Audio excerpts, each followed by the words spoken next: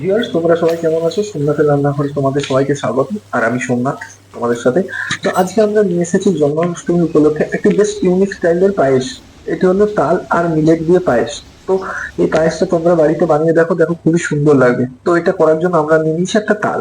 তো তালটা বাজারে গিয়ে পর তোমরা একটু দেখে নেবেন ভালো করে, হাত দিয়ে ওটা পাকা কিনা সের জন্য বুঝতে হবে। তালটা নরম থাকবে এবং তালটা থেকে গন্ধ এলে পরে জানবে তালটা পাকা। তো আমরা তালটাকে প্রথমে ছাড়িয়ে নেবো। তো আশা করি তাল ছাড়াতে পেরে প্রত্যেকেই জানো, সেটা বলার প্রয়োজন নেই। আর যদি না জেনে থাকো তাহলে আমার প্রিভিয়াস ভিডিওতে তালের ফুলুরি যেটা করেছিলাম সেটা দেখে নিও। তো এখানে আমরা তালটা ছাড়িয়ে নিয়েছি এবং তালটা ছাড়িয়ে পরে এটাকে আমরা বেশ ভালো করে ঘষে নিচ্ছি গ্রেটারের মাধ্যমে। তোমরা গ্রেটার না থাকলে ঝুড়ির ব্যবহার করতে পারো। ঝুড়ির মাধ্যমে তালটা খুব সুন্দরভাবে পাল্পটা বের হয়। তো আমরা এভাবে গ্রেট করে পর তালের সমস্ত পাল্পটা বার করে নেবো।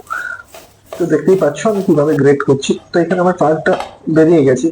তো তোমরা যখন পাল্পটা বার করবে, বার করার পরে একটা ছাঁকনি অথবা কোনো পরিষ্কার কাপড়ের মাধ্যমে পাল্পটা একটু ঘষে ঘষে বার করে নেবে, তাহলে যে চোখলাটা থাকে সেটা রয়ে যায়। বলে অনেক সময় খাবার সেই চোখলাটা চলে আসে। এবার আমরা একটা প্যান নিয়ে নেবো, প্যানের মধ্যে দিয়ে দেবো ঘি 100 গ্রাম। ঘিটা বেশ ভালো করে গরম করার পর ওর মধ্যে ঢেলে দেবো তেজপাতা একটা, দুটো এলাচি, অল্প কাজু, কিশমিশ। এগুলোকে আমরা লাল হওয়া পর্যন্ত একটু ভেজে নেব। ভেজে নেওয়া হয়ে যাওয়ার পরে ওর মধ্যে আমরা অ্যাড করে দেবো হাফ কাপ মিলেট অথবা বাজরা। তো মিলেটটা ঢেলে পরে ঠিক আমাদের একই সুজি বা সিমাই যেভাবে আমাদের রান্না করা হয় পায়েসের জন্য ঠিক একইভাবে ভেজে নিতে হবে। যতক্ষণ ওটা লাল হবে ততক্ষণ আমাদের ভেজে নিতে হবে।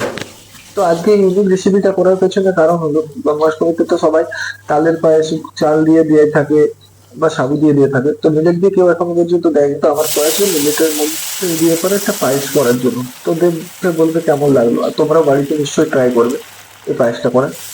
তো এখানে আমি 2 কাপের মতো জল অ্যাড করে দিলাম। 2 কাপের মতো জল দিয়ে পরে এটাকে আমরা ঢেকে রেখে দেবো 20 মিনিটের জন্য। তো 20 মিনিট হয়ে গেছে, দেখতে পাচ্ছ আমাদের মিলেটটা পুরোপুরি ভাবে সেদ্ধ হয়ে গেছে। মিলেট যখন ঠিক এইভাবে সেদ্ধ হয়ে যাবে তখন একটা জায়গার মধ্যে স্থানান্তরিত করবে। আর অবশ্যই মিলেটটাকে মাঝে মধ্যে তোমরা একটু করে নাড়িয়ে নেবে।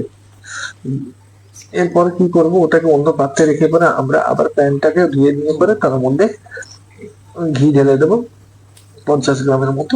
তারপর ওর মধ্যে আমরা দুটো এলাইচি দিয়ে দেবো। এলাইচিটাকে ভেজে নেওয়ার পর ওর মধ্যে আমরা দিয়ে দেবো কাজু কিশমিশ 50 গ্রাম। কাজু কিশমিশটা 50 গ্রাম দেওয়ার পর ভালো করে এটাকে ভেজে নেবো আমরা। ভেজে নেওয়া হয়ে গেলে পরে এর মধ্যে আমরা ঢেলে দেবো দুধ 1 লিটার। এক্ষেত্রে আপনারা গরুর দুধটাই ব্যবহার করবেন। মহিষের দুধ হলে পরে সেটা মিলেটের সাথে অনেকটা হাই প্রোটিন হয়ে যায়, তো বাচ্চাদের হজম না হতেও পারে বা বয়স্ক মানুষদের, তার জন্য এখানে গরুর দুধ দিয়ে বানানোটাই বেটার।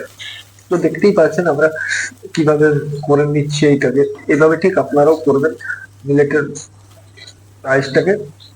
তো দুধটা এখন গরম হয়ে আসবে, ফুটে যাবে, তখন কিছুক্ষণ ফুটিয়ে ভালো করে ফুটিয়ে নিয়ে পরে তার মধ্যে আপনারা অ্যাড করে দিবেন তালের পাল্পটা, ঠিক যেভাবে আমি অ্যাড করে নিচ্ছি। এবার তালের পাল্পটা অ্যাড করার পর ভালো করে দুধের সাথে তালের পাল্পটাকে আপনাদের মিলিয়ে নিতে হবে।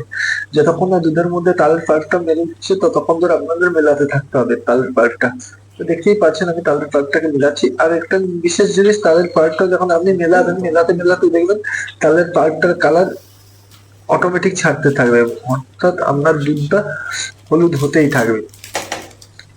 তো আমি এখানে দেখতেই পাচ্ছ তালের পাল্পটা দিয়ে ভালোভাবে ফুটিয়ে নিয়েছি। ফুটিয়ে নেওয়ার পর দেখতেই পাচ্ছ হলুদ হয়ে গেছে আমার দুধটা। তালের পাল্প তার পুরোপুরি কালার ছেড়ে দিয়েছে। আর দেখছো কত সুন্দর অসাধারণ স্মুথ হয়েছে। ঠিক এইরকম মোটা অবস্থায় থাকলে পরে বয়েল করে যে মিলেটটা আমরা সেদ্ধ করে নিয়েছিলাম সেই মিলেটটা ঢেলে দেবো।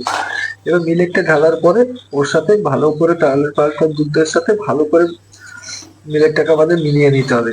মিলিয়ে নিয়ে পরে আমরা এটাকে কিছুক্ষণ ধরে ফুটোতে হবে ভালো করে। তো দেখতে পাচ্ছ তোমরা কিভাবে মিলিয়ে দিচ্ছি।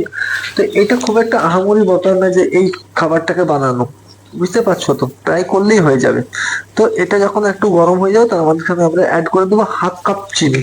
তোমরা যদি চা ব্যবহার না করো তাহলে 150 গ্রামের মতো চিনি ওর মধ্যে ঢেলে দেবে, তাহলে মিষ্টি ভাবটা তোমার জয় হয়ে যাবে।